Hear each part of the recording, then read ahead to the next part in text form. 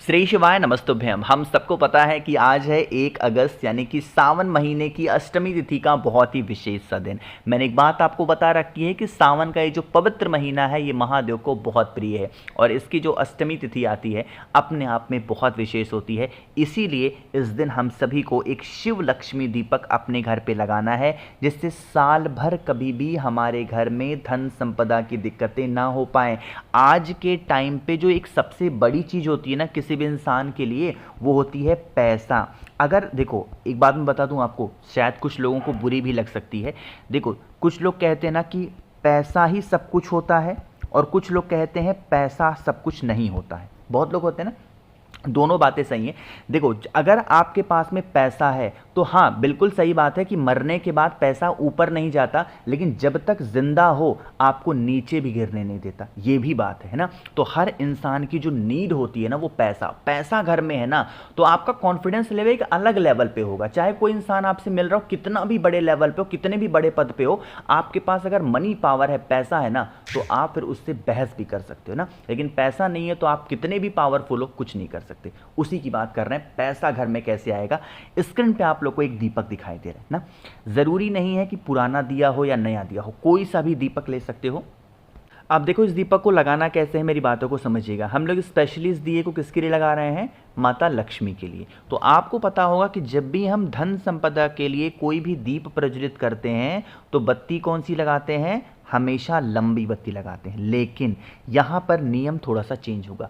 बत्ती लंबी तो हमें लगानी है, बिल्कुल सही है, बट उस लंबी बत्ती को 2 बत्ती ऐसे लगानी है। मतलब दिया जो लोगे ना उसमें कुछ इस प्रकार से आपको बत्ती को लगानी है। जलाना बस हमें एक ही बत्ती को है, लेकिन लगाना 2 बत्ती को है। विशेष दिन है, 2 बत्ती का महत्व पता है क्यों है, क्योंकि एक बत्ती जो प्रतीक होता है वो होता है आयु का। मतलब आपके घर में किसी की अनिश्चित जो होती है डेथ होना, वो नहीं होती है। और दूसरा जो बत्ती होती है वो होती है स्पेशली धन के लिए, ठीक है ना। चलो अब बातें करते हैं इस दीपक को हमें लगाना कहाँ पे है।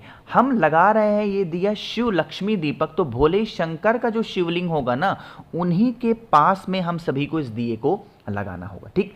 अब भोले शंकर के शिवलिंग के पास भले ही दिए को लगा रहे हैं, लेकिन बत्ती हमने कौन सी रखी है, लंबी। क्यों, हम इस दिए को धन संपदा की लगा रहे हैं। तो जब हम इस बत्ती को प्रज्वलित करेंगे तो किसका ध्यान करना है, कुबेर भगवान का। किसका ध्यान करोगे, कुबेर देवता का स्मरण करते हुए इस बत्ती को प्रज्वलित करना है। ध्यान रखिएगा जो भी बत्ती आप जला रहे हो वो साउथ डायरेक्शन उसका मुख नहीं होना चाहिए, बाकी किसी भी दिशा में हो सकता है। अब यहां पर कुछ लोग सोच रहे होंगे भैया एक बात बताओ, जो कुबेर है वो भी तो देवता हैं, लेकिन उनके लिए हम लंबी बत्ती क्यों लगा रहे हैं। देखो कुछ ऐसे हैं देवता जैसे उनके लिए हमेशा कौन सा लगता है, लंबी बत्ती। फॉर एग्जाम्पल जैसे जो हमारे पितृ देवता होते हैं उनके लिए लंबी बत्ती लगती है, जो कुबेर देवता होते हैं उनके लिए लंबी बत्ती लगती है ना। जब भी हम अपने घर के जो होते हैं ना कि कुल की वृद्धि, कुल देवता के लिए कौन सी बत्ती लगती है, लंबी बत्ती लगती है। लेकिन वहीं पे अगर देवी माँ की बात करते हैं तो देवी माँ में जो माँ तुलसी होती हैं लगना तो लंबी बत्ती चाहिए। माँ तुलसी के होने के बाद भी हम लोग क्या लगाते हैं, गोल बत्ती। तो ऐसे कुछ चीज़ें ऐसी हैं जो चीज़ें आपको पता होनी चाहिए, ठीक है ना। तो हम लोग को दीपक को लगाना है, दीपक के नीचे थोड़ा सा चावल का दाना, अपने परिवार का नाम और गोत्र बोल के थोड़ा सा चावल का दाना दीपक को जलाने के बाद में भी आप लगा लेना, ठीक है ना। करके देखिए इस उपाय को, आपके घर में कभी भी धन धान्य की कमी नहीं होगी। माँ लक्ष्मी का वास आपके घर में बना हुआ जरूर होगा, ठीक है ना। आगे बढ़ते हैं, आज अपने ही घर पे करने वाले हम लोग इस उपाय को, जिसे हम रोग मुक्ति के उपाय के नाम से जानेंगे। देखो अच्छा, रोग मुक्ति का ये उपाय बताने से पहले आपको छोटी सी मैं सलाह देना चाहता हूँ, एक भाई समझ के समझ लो। देखो आपकी फैमिली की तरफ से मुझे बहुत डांट मिलती है, पता है क्या डांट मिलती है, कि भैया आप उपाय बता देते हो तो जो हमारे घर के लोग हैं वो मेडिसिन बंद कर देते हैं, हमारी वाइफ बंद कर देती है मेडिसिन, हमारे हस्बैंड मेडिसिन बंद कर देते हैं। तो क्या ये सही है, नहीं, बिल्कुल नहीं सही है। मैं आपको 100 बार मना कर चुका हूँ कि भाई जो चीज़ें मैं उपाय बताता हूँ गुरुजी के द्वारा आप उपाय सुनते होगे या फिर कहीं से उपाय सुनते होगे, आप उपाय को निश्चित करो। उपाय करने में कमी नहीं करनी है, बहुत ही मन सच्ची श्रद्धा से करनी है। लेकिन जो डॉक्टर साहब है ना, वो भगवान के दूसरे रूप माने गए हैं इस कलयुग में धरती पे, तो आपको उनके हिसाब से भी चलना है। तो जब आपकी इच्छा हो कोई भी मेडिसिन बंद करने की, तो पहले अपने डॉक्टर साहब के पास जाओ कि सर ऐसी बातें हैं, हमारी ये बीमारी थी, पहले ऐसी थी, अब हम थोड़ा सा रिलैक्स फील कर रहे हैं, तो क्या ये दवा हम कंटिन्यू खा सकते हैं या इन्हें बंद करना चाहिए। बिना डॉक्टर की सलाह के एक भी मेडिसिन आपको छोड़नी नहीं है, सब कुछ खाना है। चीजें क्लियर हैं क्या? चलो अब बातें करते हैं इस उपाय की। प्रॉपर वे में समझाऊंगा, समझना ध्यान से। घर में आप लोग के मूंग के दाने जरूर होंगे, मुझे उम्मीद है।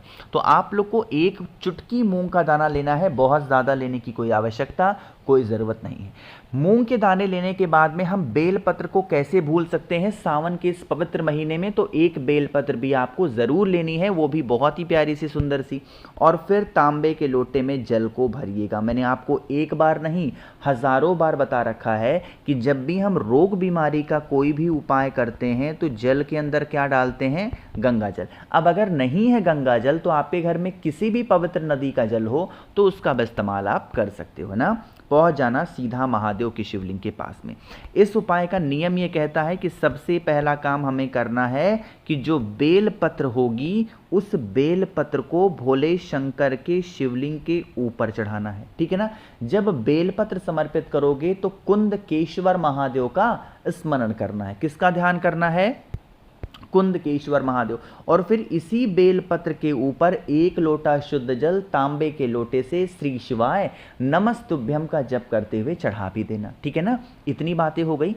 अभी आपके पास में मूंग के दाने भी हैं, अरे है ना, तो उन मूंग के दाने को यहीं पे माता अशोक सुंदरी के स्थान पे समर्पित कर देना। जो भी व्यक्ति घर में बीमार रहता है, रोगी प्रवृत्ति का है, उसका नाम और गोत्र बोल करके जो भी व्यक्ति इस उपाय को कर लेता है उनके घर में कभी रोग बीमारी प्रवेश नहीं करती है। और अगर प्रवेश कर चुकी है तो आपके घर से रोग बीमारियां कहाँ गायब हो जाएंगी आप समझ भी नहीं पाओगे, ठीक है ना। करिएगा जरूर भाई। आगे बढ़ते हैं इस वीडियो के हम लोग अपने तीसरे उपाय की तरफ, जो कि हम सभी को किससे करना है? पीले चंदन के साथ में करना होगा। बहुत स्पेशल तरीके से बताऊंगा, वीडियो को ध्यान से सुनिएगा। लेकिन सबसे पहला काम करना है, वीडियो को करेंगे लाइक। मेरे जितने भी भाई बहन आवाज़ आज मेरी पहली बार सुन रहे हैं, चैनल को ज़रूर सब्सक्राइब करेंगे। जैसे मान लो आज के टाइम पे एक बहुत बड़ी बीमारी हर घर में प्रवेश कर चुकी है, वो होती है क्रोध को लेके। कोई इंसान घर के बाहर है और घर के अंदर आया तो अपना पूरा गुस्सा, अपना पूरा क्रोध कहाँ उतार दिया? अपने घर वालों के ऊपर, चाहे अपनी बीवी के ऊपर, अपनी वाइफ के ऊपर, अपने हस्बैंड के ऊपर, अपने बच्चों के ऊपर, माँ बाप के ऊपर। ये गलत आदतें हैं ना। इन्हीं आदतों को सुधारने के लिए आपको ज़रूरत पड़ने वाली है पीले चंदन की, ठीक है ना। पीला चंदन सूखा हो या गीला हो उससे मतलब नहीं है, बट हमें ज़रूरत सिर्फ और सिर्फ पड़ने वाली है पीले चंदन की। पीला चंदन लेने के बाद में आपको दूसरे नंबर पे ज़रूरत पड़ने वाली है इत्र की।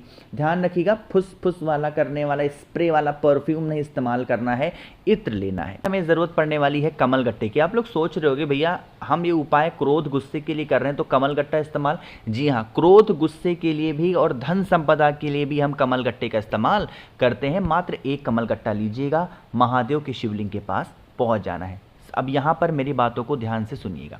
आपके पास में जो इत्र है उस इत्र का लेपन पहले कर दो महादेव के शिवलिंग के ऊपर। किसका ध्यान करेंगे? हाटकेश्वर महादेव का ध्यान करते हुए इत्र का लेपन करेंगे। इत्र का लेपन करने के बाद में जो आपके पास में पीला चंदन है उस पीले चंदन का लेपन भी इसी इत्र के ऊपर करेंगे। जब इत्र के ऊपर पीले चंदन का लेपन करोगे तो जो भी व्यक्ति क्रोध करता है उसका नाम और गोत्र बोलेंगे। अब बारी आती है कमल गट्टे की। कमल गट्टे को अपने राइट हैंड में पकड़िएगा, 5 बार महादेव के शिवलिंग के ऊपर घुमा करके और शिवलिंग के ऊपर ही मात्र रख देना। इससे घर परिवार में जो भी प्रकार की लड़ाई झगड़े, क्रोध, गुस्से, ये सब चीज़ें होती होंगी ना, वो सारी खत्म हो जाती हैं, ठीक है ना। करिएगा ज़रूर, ये बहुत ही प्यारा सा आसान सा उपाय था। सबसे आखिरी उपाय की बात हम लोग करने जा रहे हैं, जो कि हमारा चौथा उपाय है, और ये हमें करना होगा किससे? शहद के साथ में। शहद का ये उपाय स्पेशली आज हम करने वाले हैं। जैसे मान लेते हैं कि आपके घर में कोई भी ऐसी स्थिति चल रही हो जिस स्थिति के विपरीत पैसे घर में ना आते हो ना, जैसे आप बहुत कोशिश कर रहे हो, आप बहुत घर के बाहर रहते हो, मेहनत करते हो, बट कोई सफलता नहीं है, थोड़ा सा शहद ले लो, ज़्यादा नहीं, थोड़ा सा शहद लेने के बाद में आपको गुड़ के मात्र 1 से 2 टुकड़े, इससे ज़्यादा तो लेना ही नहीं है, ठीक है ना। शहद लीजिएगा और गुड़ के 1 से 2 टुकड़े लेना, तांबे के लोटे में जल भरना और पहुंच जाना महादेव की शिवलिंग के पास में।